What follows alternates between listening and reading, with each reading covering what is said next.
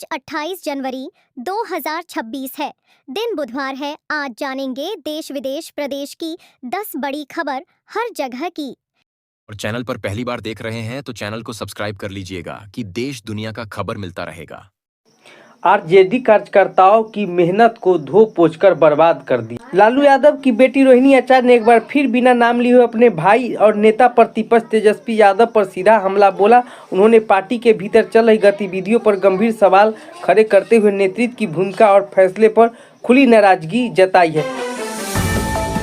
भारत यूरोपीय यूनियन में 18 साल बाद ट्रेड डील। भारत और यूरोपीय यूनियन के बीच 18 साल की लंबी बातचीत के बाद मंगलवार को फ्री ट्रेड हो गया है। भारत और यूरोपीय यूनियन के नेताओं ने मंगलवार को 16वें भारत EU समिट के दौरान इसका ऐलान किया। न्यूज एजेंसी PTI के मुताबिक इस समझौते को 2027 से लागू किया जाना संभव है। इस डील के बाद भारत में यूरोपीय यूनियन कारें जैसे BMW, मर्सिडीज पर लगाने वाले टैक्स को 110% से घटाकर 10% कर दिया जाएगा। इसके अलावा भारत में यूरोप से आने वाले शराब वाइन पर टैक्स कम हो सकता है। यूरोपीय देश की शराब पर अभी 150% टैरिफ लगता है, इसे घटाकर 20 से 30% किया जाएगा। भारत दुनिया की चौथी सबसे बड़ी अर्थव्यवस्था है, जबकि EU दूसरी सबसे बड़ी। दोनों मिलाकर वैश्विक GDP का करीब 25% और दुनिया का कुल व्यापार लगभग 1/3 हिस्सा रखता है। ममता कुलकर्णी को किन्नर अखाड़े से बाहर निकाला। किन्नर अखाड़े में महामंडलेश्वर ममता कुलकर्णी को बाहर कर दिया है। इसकी पुष्टि अखाड़े के प्रमुख महामंडलेश्वर डॉक्टर लक्ष्मी नारायण त्रिपाठी ने वीडियो जारी कर कहा। देश भर में UCG का विरोध। देश भर में जनरल कैटेगरी स्टूडेंट और सवर्ण जाति के लोग यूनिवर्सिटी ग्रांट कमीशन UCG के लिए नए नियम को लेकर विरोध तेजी से हो गया है। नई दिल्ली में UCG हेडक्वार्टर के बाहर सुरक्षा बढ़ा दी गई। प्रदर्शनकारियों ने कैंपस के अंदर घुसने से रोकने के लिए बड़ी संख्या में बैरिकेड लगाए गए।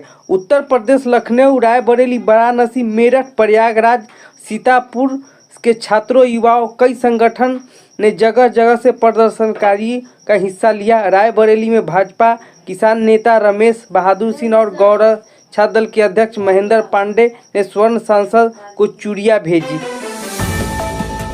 पूर्णिया में बदमाशों ने मंगलवार को कारोबारी को गोली मारकर हत्या कर दी। मृतक की पहचान सूरज बिहारी उर्फ सूरज यादव के रूप में हुई है। वे शहर के सबसे बड़े मक्का गोदाम के मालिक थे। सूरज हमेशा बंदूकधारी गार्ड के साथ चलते थे। जिस वक्त गोली मारी गई उस वक्त उनके साथ गार्ड मौजूद था। कार से उतरने के दौरान बदमाशों ने सूरज पर अंधाधुंध 5 राउंड फायरिंग की। इन 3 गोलियों सूरज के लगी। इनके बाद मौजूद प्राइवेट गार्ड फुफेरे भाई बचाने के दौरे तो उन पर भी फायरिंग की गई। दोनों जान बचाकर भागे। घटना मरंग थाना क्षेत्र नेवालाल चौक के पास की। परिवार वाले ने नेवालाल चौक के रहने वाले 2 भाई ब्रजेश सिंह और नंदू सिंह का हत्या का आरोप लगाया है। दोनों स्मैक गिरोह चलाते हैं। वारदात के बाद दोनों फरार है। वैशाली जिले के एक सरकारी स्कूल में महिला टीचर को शव फंदे से लटका मिला। मौके पर सुसाइड नोट भी बरामद हुआ, जिसमें टीचर ने लिखा, मम्मी पापा सॉरी, मुझे किसी से कोई विवाद नहीं है। स्थानीय लोगों यह घटना की जानकारी कटरा थाना पुलिस को दी। पुलिस ने शव को कब्जे में लेकर पोस्टमार्टम के लिए सदर अस्पताल हाजीपुर भेज दिया। घटना जिले के कटरा थाना क्षेत्र सेहान गांव की है। मृतक की पहचान जंदाहा थाना क्षेत्र रसूलपुर गांव निवासी दीपक राज की पत्नी प्रिया भारती के रूप में हुई है। टीचर की 3 महीने की एक बेटी है। मृतक टीचर हाई स्कूल में खाजे चांद छपरा चेहरा कला प्रखंड पोस्टेड थी। स्कूल में नज़दीकी किराया के मकान में रह रही थी। महिला टीचर का पति दीपक कुमार रक्सौल में ICICI बैंक के डिप्टी ब्रांच मैनेजर है। वो 3 दिन पहले घर आया था। हिमाचल में 4 फीट जमी बर्फ, 7 किलोमीटर पैदल चले दूल्हा दुल्हन। देश में पहाड़ी राज्यों में जम्मू कश्मीर, हिमाचल प्रदेश, उत्तराखंड बर्फबारी जारी है। स्ट्रॉन्ग वेस्टर्न डिस्टर्बेशन के कारण उत्तरी पश्चिमी राज्यों में पंजाब, हरियाणा, दिल्ली, उत्तर प्रदेश, राजस्थान समेत अन्य राज्यों में बारिश के साथ ओले गिरे। साथ में 30 से 60 प्रति किलो घंटे की रफ्तार से हवा भी चली। हिमाचल के मंडी में केयोली पंचायत में 3 से 4 फीट तक जमी बर्फ के बीच दूल्हा दुल्हन 7 किलोमीटर पैदल चलकर घर पहुंचे। पहले दूल्हा पैदल जाकर ससुराल पहुंचा था, शादी के बाद उसी रास्ते से दुल्हन भी साथ लेकर लौटा। संसद बजट सत्र से पहले सरकार ने विधायी और अन्य एजेंटों पर चर्चा करने के लिए आज सर्वदलीय बैठक बुलाई है। रक्षा मंत्री की अध्यक्षता में हुई मीटिंग में 35 पार्टियों के सांसद शामिल हुए। इस दौरान बजट का सत्र सकारात्मक और सुचारू रूप से चलाने को लेकर चर्चा हुई। बजट सत्र 28 जनवरी को राष्ट्रपति द्रौपदी मुर्मू लोकसभा और राज्यसभा के संयुक्त बैठक में संबोधित करने के साथ शुरू होगा। केंद्रीय बजट 1 फरवरी को पेश होगा। इस दिन रविवार है। पश्चिम बंगाल के गोदामों में लगी आग, 8 की मौत। पश्चिम बंगाल के साउथ 24 परगना जिले में सोमवार को सुबह 2 गोदाम में आग लगने से 8 लोगों की मौत हो गई।